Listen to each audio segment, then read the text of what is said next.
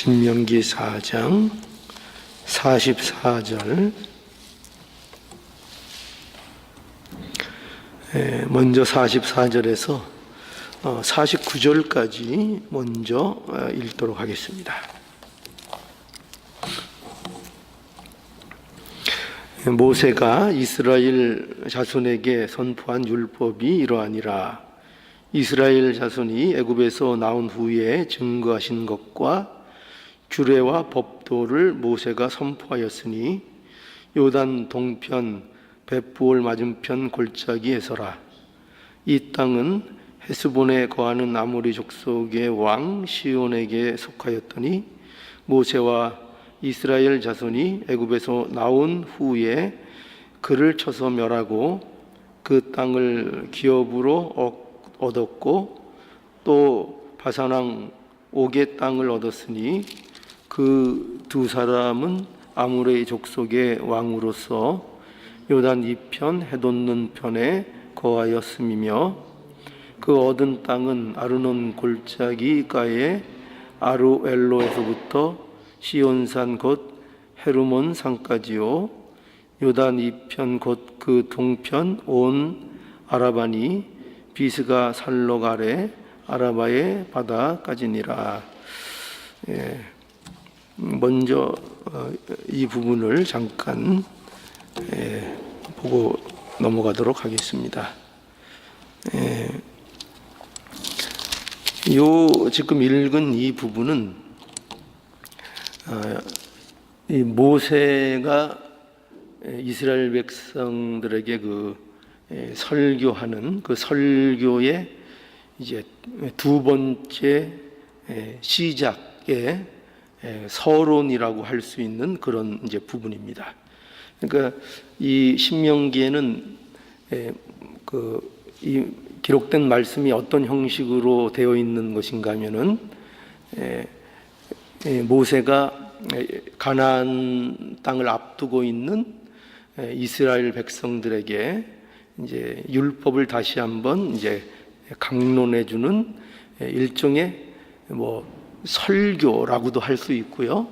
또 그리고 일종의 그 말씀에 대한 재강론 또는 선포 이렇게도 말할 수 있습니다. 그런데 이 내용이 크게 이제 이렇게 분류를 하자면 세 편의 이 설교 형식으로 이렇게 신명기에 이 모세의 그 설교가 기록되어 있습니다. 그런데 이제 우리는 지금까지 첫 번째 설교라고 할 수 있는 그 모세의 선언포를, 말씀에 대한 선포를 우리가 살펴봤고, 이제 이 4장 44절부터 그 26장까지 대략 보면은 이제 그 모세의 두 번째 설교의 내용이 이제 기록되어 있고, 그리고 이제 오늘 읽은 44절에서 39절까지가 이 두 번째 설교의 전체적인 서론 부분으로 이렇게 생각할 수 있습니다. 그래서 먼저 우리가 이 부분을 조금 짚고 넘어가는 것이 합당할 거라 이렇게 생각이 되어서 이 부분을 또 잠깐 보겠습니다. 말씀드린 것처럼 먼저 이것은 이 두 번째 모세의 설교의 전체의 내용의 이제 서론으로 이제 봐야 하는 그런 부분입니다. 그런데 여기에 이제 무엇이 그 서론의 내용으로 기록되어 있는가 하면은 그 말씀을 이제 선포하는, 여기에 보면은 그 시기와, 그러니까 시간적인 얘기예요. 언제 이 말씀을 선포했는가 하는 것이고, 그리고 그 선포한 그 장소에 대하여 이제 이 서론에서 말씀하고 있습니다. 그래서 여기 보면은 44절부터 모세가 이스라엘 자손에게 선포한 율법이 이러하니라 이렇게 돼 있고, 이스라엘 자손이 애굽에서 나온 후에 증거하신 것과 규례와 법도 법도를 모세가 선포하였으니 요단 동편 벳볼 맞은편 골짜기에 서라. 이렇게 해서 말씀의 선포가 이제 어느 때에 어느 곳에서 이루어졌는가 하는 것을 이제 밝히는 것으로 그 서론을 이제 말씀하고 있는 겁니다. 그래서 이것이 왜 이제 서론으로서 중요한가 하면은 언제나 이 서론을 우리가 이제 쉽게 지나칠 수 있는데 이 서론은 그 이제 전체적인 내용이 가지는 방향을 설정하는 중요한 키 역할을 하는 것이기 때문에 언제나 이 서론이라는 것이 관가돼서는 안 되는 이제 그런 부분입니다. 그런데 여기에서는 무엇이 이제 중점인가 하면은 여기 이제 시간과 장소라는 것을 통해서 무엇이 밝혀지고 있는 거죠? 여러분, 시간이 이렇게 명확하게 어느 시기에 된 것인가, 또는 이것이 어디에서 어떤 상황 속에서 이루어진 것인가를 통해서 우리가 그걸 볼 때에 가지게 되는 얻게 되는 뭐라 그럴까요? 알게 되는 것이 뭘까요? 그것은 바로 이 사실이 역사적인 기록이라 하는 것입니다. 역사적 기록. 그리고 이 내용이 역사적인 사실로서 우리에게 주어지는 것이라.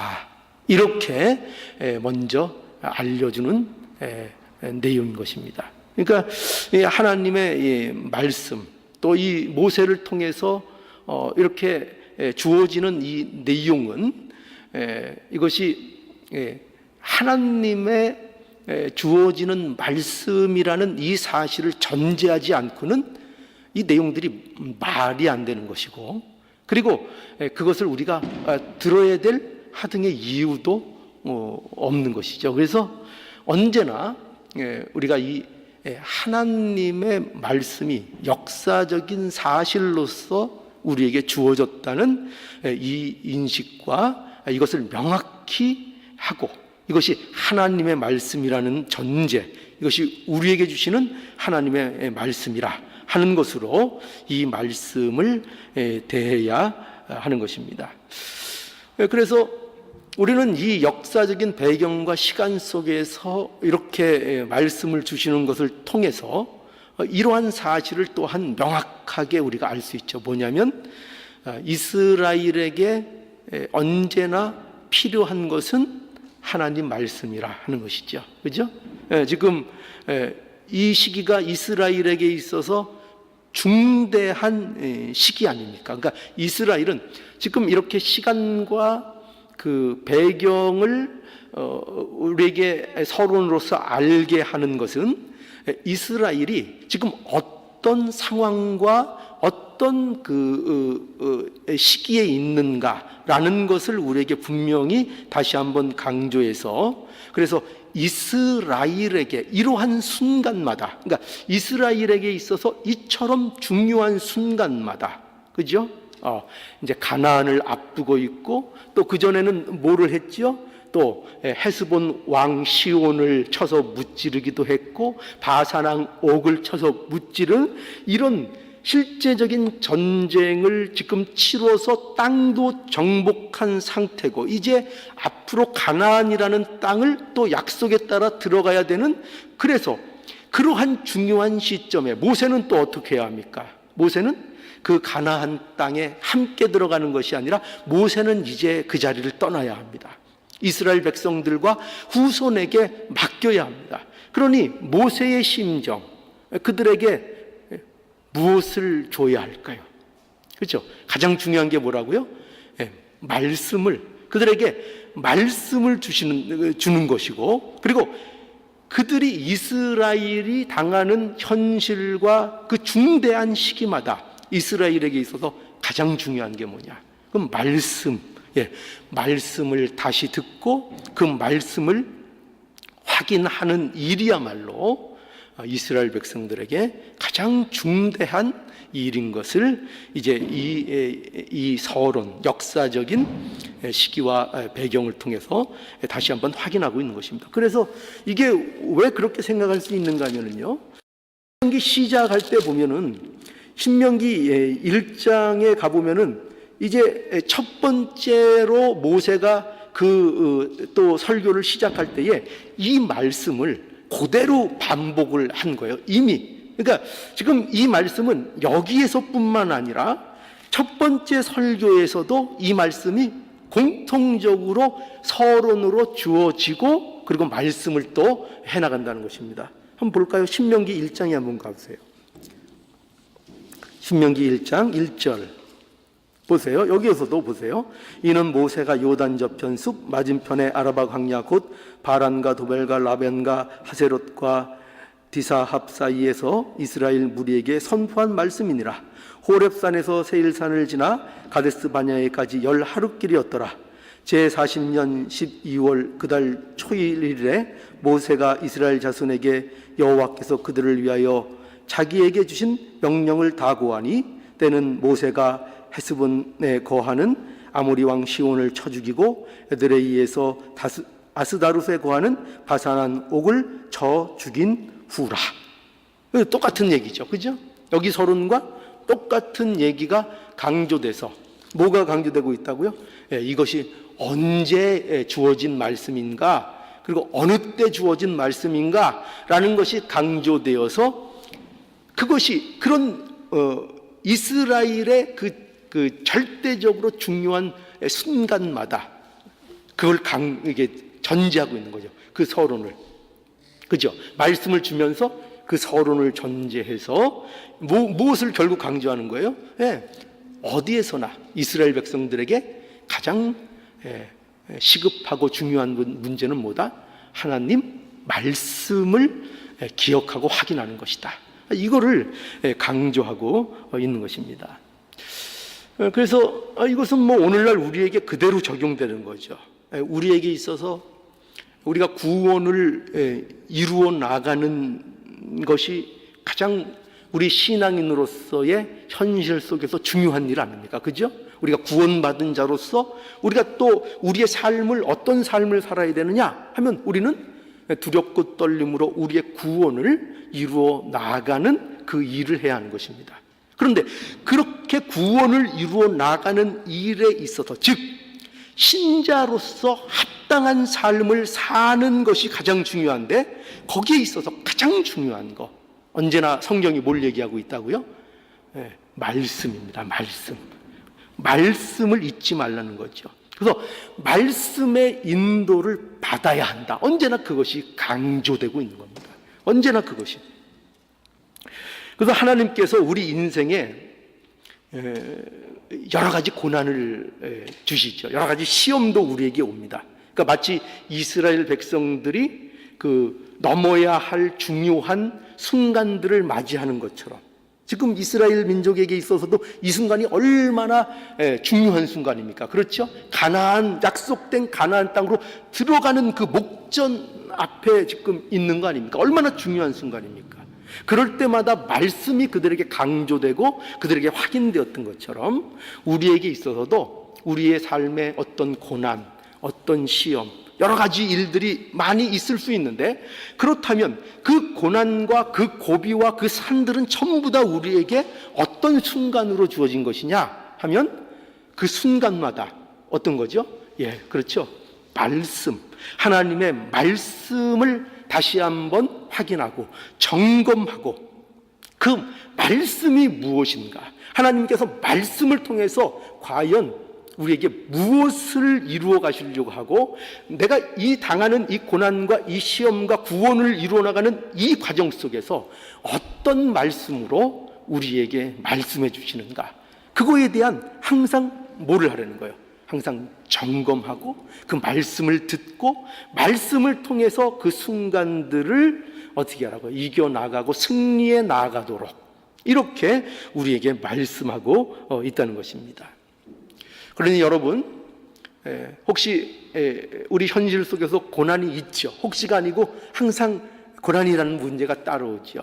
그러면 그 고난이라는 문제를 그저 어렵고 그저 피해야만 되고 하는 문제로 보는 것이 아니라 우리는 어떻게 봐야 된다고요? 그 고난을 하나님이 나에게 주신 말씀이 어떠한가를 다시 한번 확인할 수 있는, 아니면 확인하라는 하나님의 신호라고 그것을 이해해야 된다는 것입니다. 그래서 언제나 고난이 있고 시험이 있으면 뭘 붙잡으라고요? 우리는 그거죠. 하나님의 말씀을 붙들어 하나님이 함께하는 인생인 것을 확인하고 그 말씀으로 인하여 우리의 모든 것들을 승리하도록 하나님께서 허락하고 계시다는 것입니다. 자, 그래서 이러한 서론이 우리에게 먼저 주어지고 있고요. 이제 그 두 번째 오늘 이제 봐야 될 것은 또 서론에 대한 겁니다. 여기 이제 5장 1절에서부터 6절인데요. 한번 또 읽어볼게요. 신명기 5장 1절에서 6절입니다. 5절까지만 읽죠. 5절까지. 모세가 온 이스라엘을 불러 그들에게 이르되 이스라엘아 오늘 내가 너희 귀에 말하는 규례와 법도를 듣고 그것을 배우며 지켜 행하라.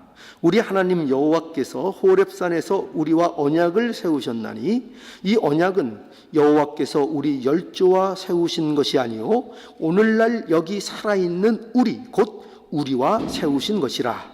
여호와께서 산 위 불 가운데서 너희와 대면하여 말씀하시매 그때에 너희가 불을 두려워하여 산에 오르지 못하므로 내가 여호와와 너희 중간에 서서 여호와의 말씀을 너희에게 전하였노라.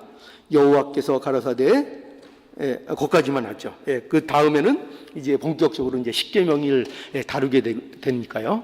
그래서 지금 이제 읽은 이 부분이 또 이제 뭐냐면은 바로 아까 그 44절에서 4장 44절에서 9절까지의 말씀은 두 번째 모세의 설교 전체에 대한 그 서론으로서 말씀의 중요성을 강조했다면 이제 이 5장 1절에서부터 6절까지 또는 5절까지는 이제 구체적인 말씀으로 들어가요. 이제 가장 말씀의 중심이 되고 기본이 되는, 그게 뭐죠? 이제 그 다음에 뭐가 나옵니까? 십계명. 그렇죠? 그 십계명을 주시며 그 십계명을 주시는 데에 대한 서론의 부분으로서 이제 이 내용을 기록하고 있는 것입니다. 자, 그래서 한번 1절을 볼까요? 그 십계명에 대한 서론이 어떤 내용으로 되어 있는가 한번 우리 보기로 하겠습니다. 1절 보면 모세가 온 이스라엘을 불러 그들에게 이르되 이스라엘아 오늘 내가 너희 귀에 말하는 규례와 법도를 듣고 그것을 배우며 지켜 행하라. 여기에 보면은 모세가 온 이스라엘을 불러 이렇게 돼 있죠. 온 이스라엘을 불러. 그리고 또 계속 나가다 보면 이스라엘아 또 그러죠. 이스라엘아 오늘 내가 너희 귀에 말하는 규례와 법도를 듣고 그것을 배우며 지켜 행하라. 온 이스라엘, 이스라엘아 이렇게 말씀하고 있습니다. 이것은 이제 우리에게 무엇을 강조하는 부분인가 하면 이 특히 하나님 말씀, 특히 여기에서 말씀하고 있는 이 십계명 이런 하나님의 말씀은 누구에게 주어지는 것이냐 하는 것을 먼저 그 서론으로서 못을 받고 있는 것입니다. 그러니까 누구에게 주어지는 거라고요? 온 이스라엘이라고 말씀하고 있는 것입니다. 그러니까 온 이스라엘, 그냥 이스라엘도 아니고 온 이스라엘. 그러니까 하나님의 말씀은 하나님께서 누구에게 주시는 거라고요? 하나님의 백성에게 주시는 것입니다. 그러니까 이 십계명도 그러하지요. 십계명도 누구에게 주는 말씀인가? 세상 사람들에게 주는 말씀이 아니에요. 이 십계명은 세상 사람을 상대로 주는 말씀이 아니고 하나님의 백성이 된 자들에게 하나님의 백성으로서의 어떤 최소한의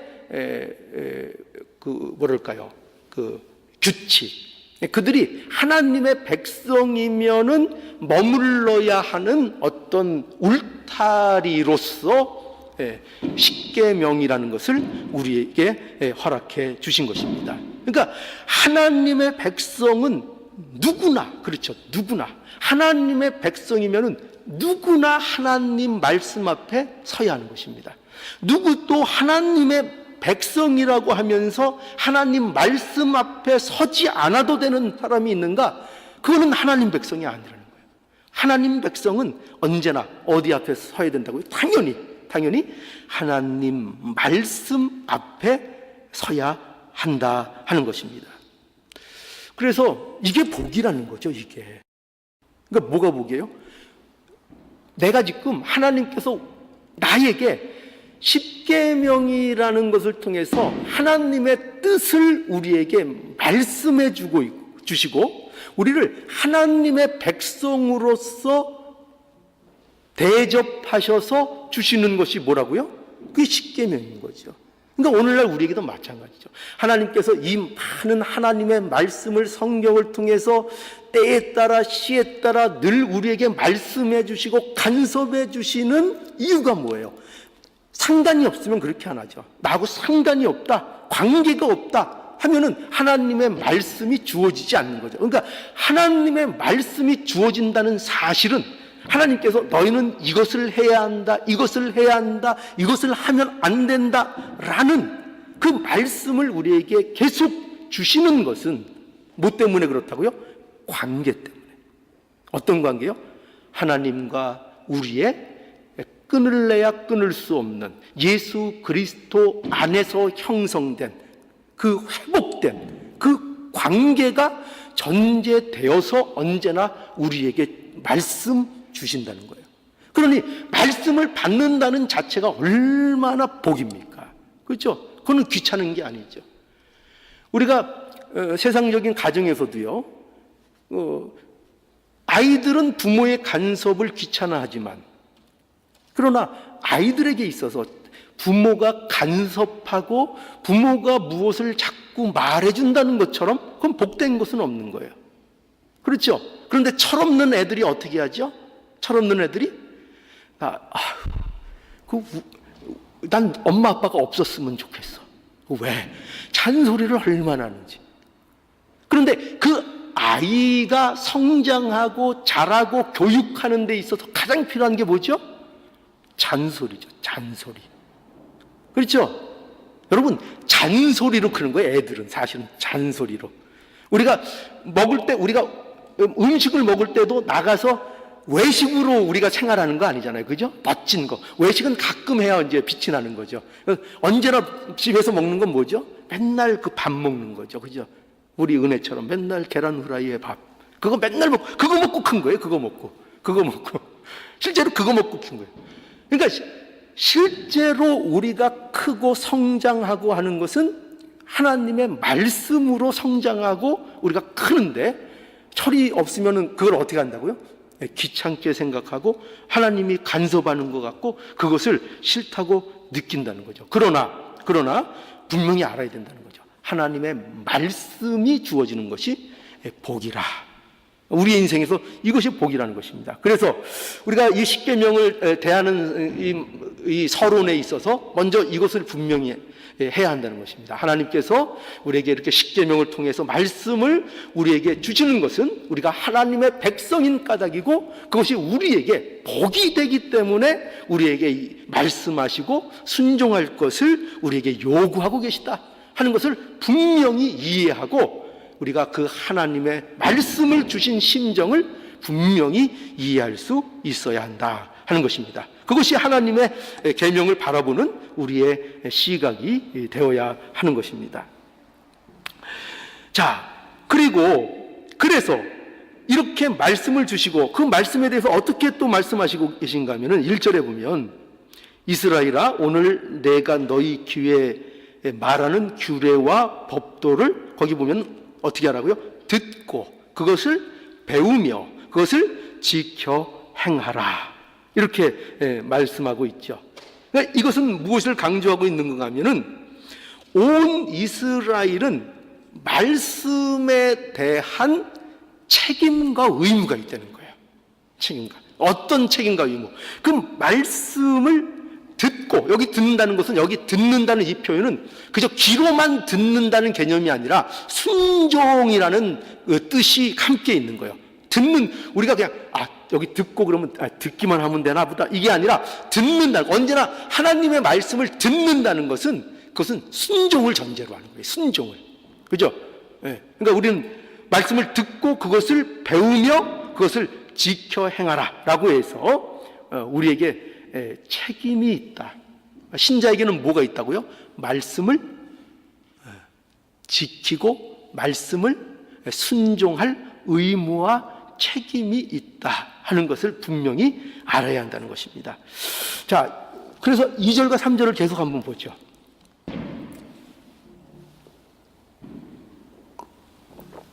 자, 2절과 3절 한번 보겠습니다.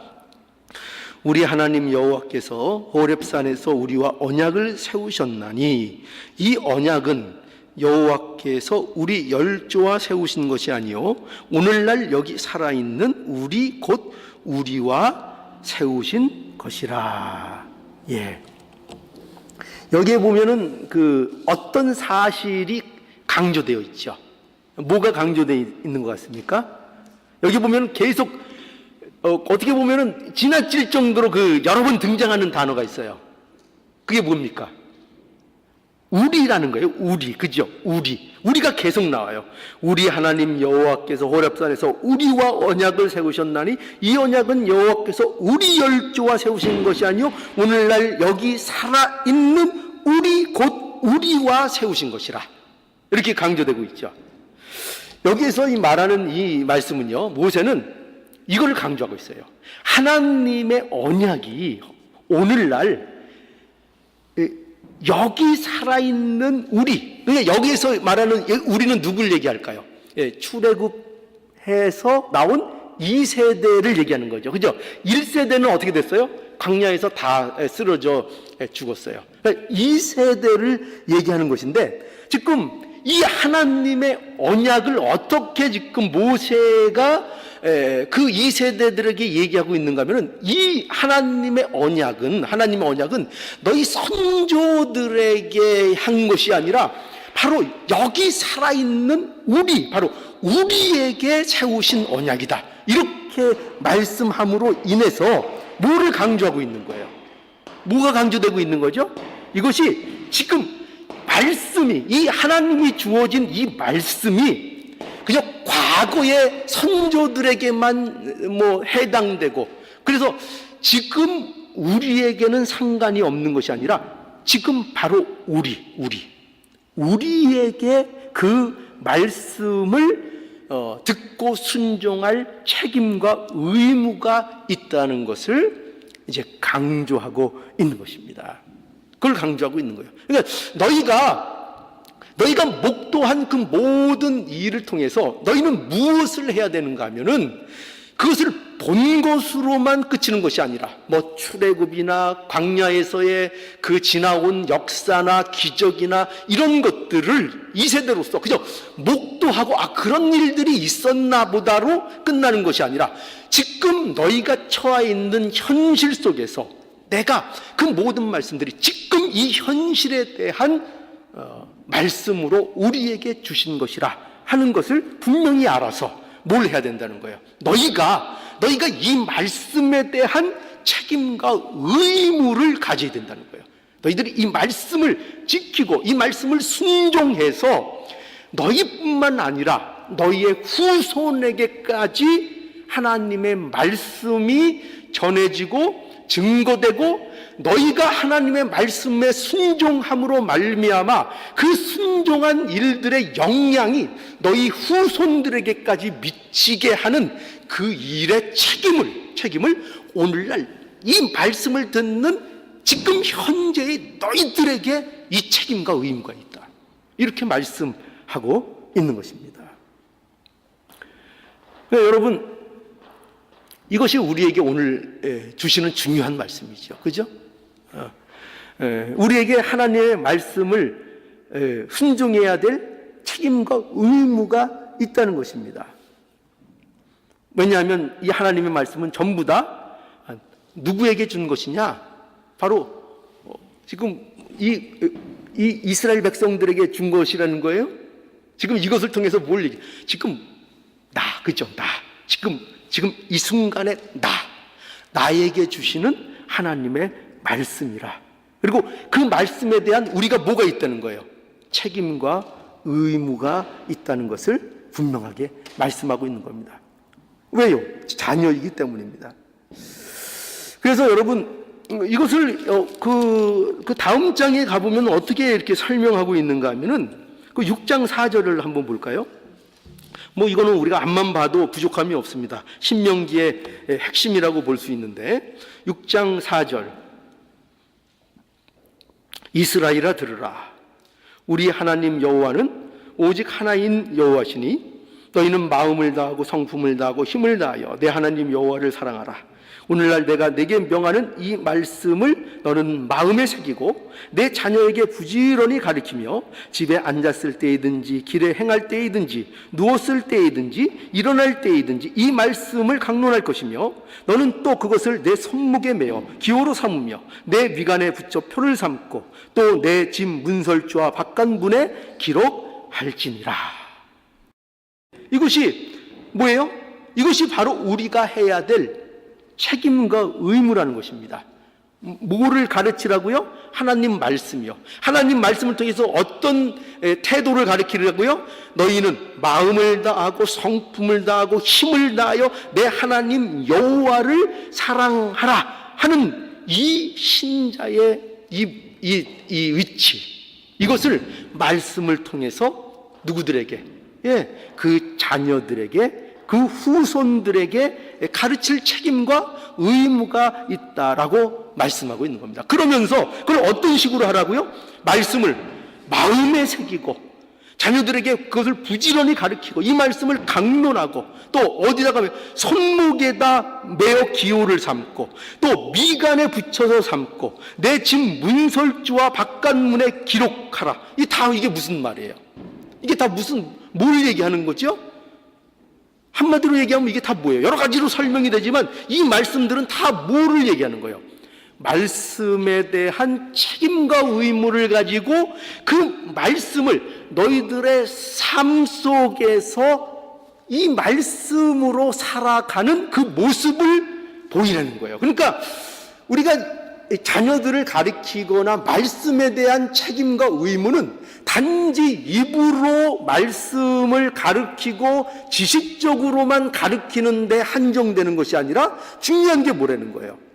하나님을 어떻게 사랑하는가? 하나님을 어떻게 내가 마음으로 전심으로 사랑하는가를 그 사람의 인생과 삶과 그 삶의 태도를 통해서 그것을 통해서 그 자녀들이나 후손들에게 영향을 미칠 수 있도록 가르치는 거예요. 여러분, 이것이 하나님의 말씀인데 이것이 사실 쉽지 않죠. 현실에서는 이게 굉장히 어렵다는 거 압니다.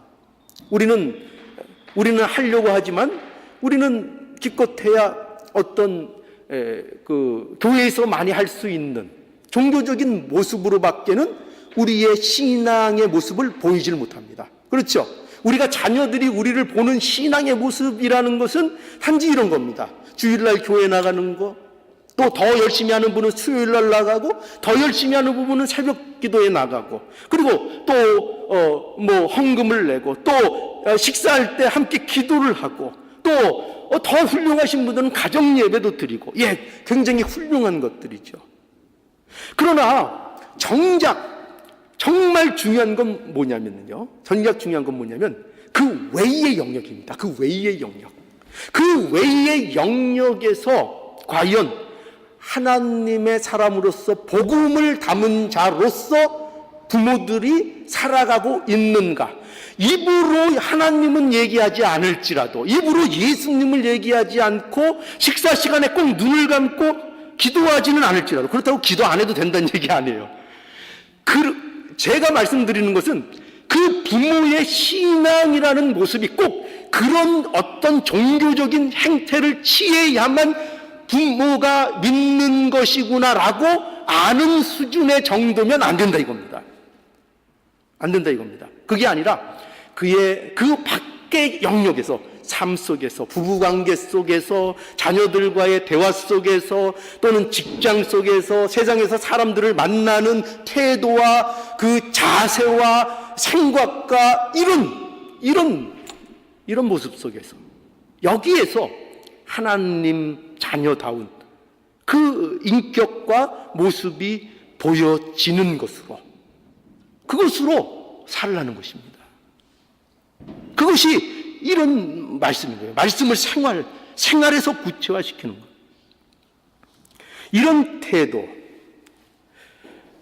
이것이 우리에게 중요합니다. 하나님만 섬기는 태도, 하나님만, 누가 봐도 우리 부모님은 하나님만 사랑한다. 비록 우리도 자녀들도 크면 알아요. 얼마나 신앙생활 하나님만 섬긴다는 것이 현실에서 어려운 문제인가를 자녀들도 잘 압니다. 이제 큰 자녀들은 압니다. 그러나 중요한 건 뭐냐면, 그럼에도 불구하고 우리 부모님이 얼마나 하나님만 섬기는 일을 위해서 애쓰는가, 얼마나 그 방향으로 나가고자 하는가.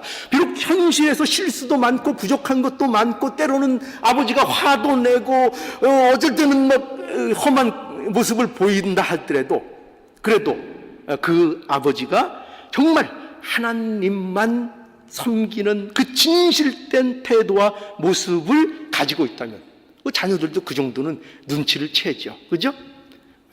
과연 우리 부모님, 우리 어떤 어른, 많은 어른들 있죠. 그는 과연 진심으로 하나님만 섬기는가? 아니면 하나님도 섬기지만 여전히 세상도 그 못지않게 사랑하고 세상 것을 조금이라도 잃지 않으려고 바둥바둥하면서 세상의 어떤 이익을 얻기 위해서는 수단과 방법을 가리지 않는 그 모습을 여전히 가지고 있으면서, 그러면서도 언제나 거룩한 기도의 모습을 보이고 있는가?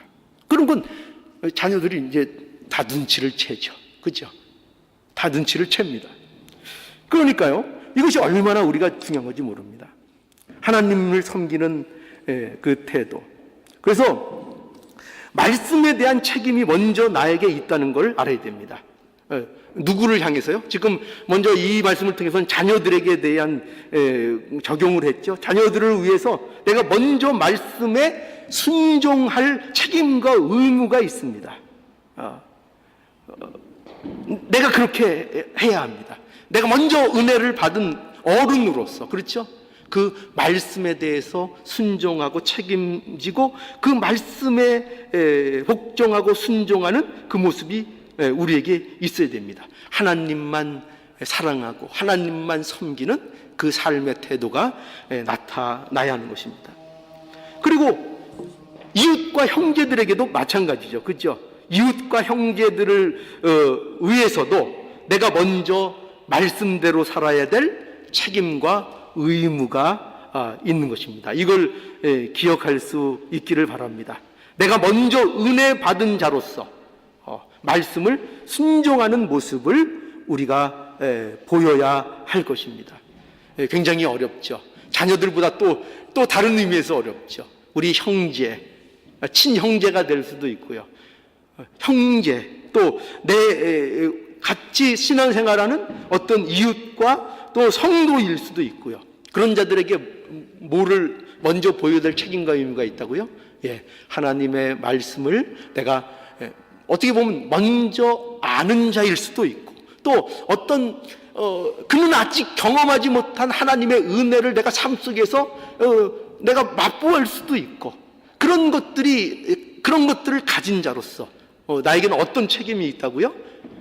그들에게 말씀을 내가 순종하고 그 말씀을 지켜야 될 책임과 의무가 있다는 것을 분명히 보여줘야 됩니다. 그래서 어떤 모습, 땅의 것을 사모하는 것이 아니라 하나님의 나라를 사모하고 의의 것을 사모하는 것을 먼저 우리가 그들에게 보여줄 책임과 의무가 있다는 겁니다. 그런데 먼저 됐다고 하는데, 믿음 좋다고 하는데, 교회에서 귀한 직분을 갖고 있다고 하는데, 그런데 그런 모습에 책임감 있는 모습이 아니고 똑같이 세상 사람들과 같이 세상 가치를 위해서 물불 안 가리고 싸우고 다투고 그렇게 세상 것을 목적으로 하고 하는 모습은, 그것은 우리에게 주신 말씀을 책임지는 그런 모습이 아니라고 말씀하고 있는 겁니다.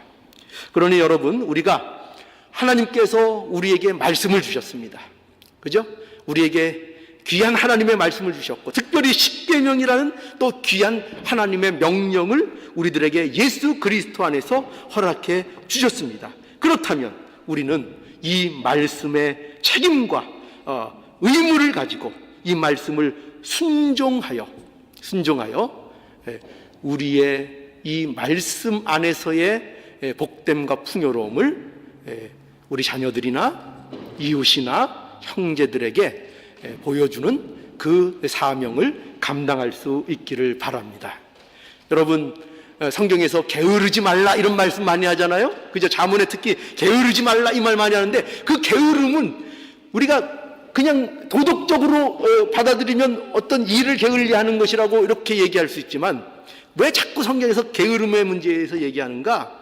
바로 이 우리가 마땅히 하나님의 백성으로서 우리가 책임과 의무를 다해야 되는 이 신자의 책임과 의무를 제대로 안 하는 이 모습이 게으른 것입니다.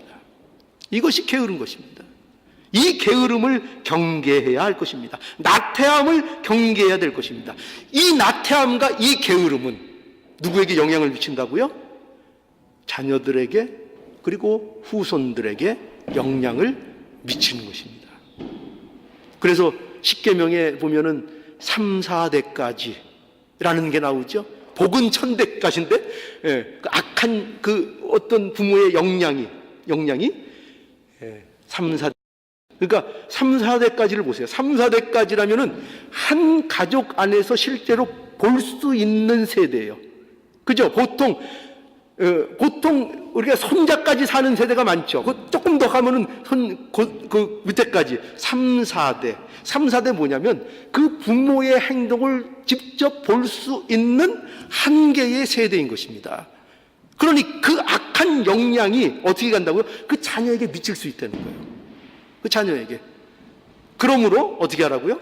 그러니 우리가 믿는 자면, 은혜를 입은 자면 그 말씀을 주셨으니 그 말씀의 책임과 의무를 다하는 이 복된 풍성함을 누리라고 말씀하고 있는 것입니다.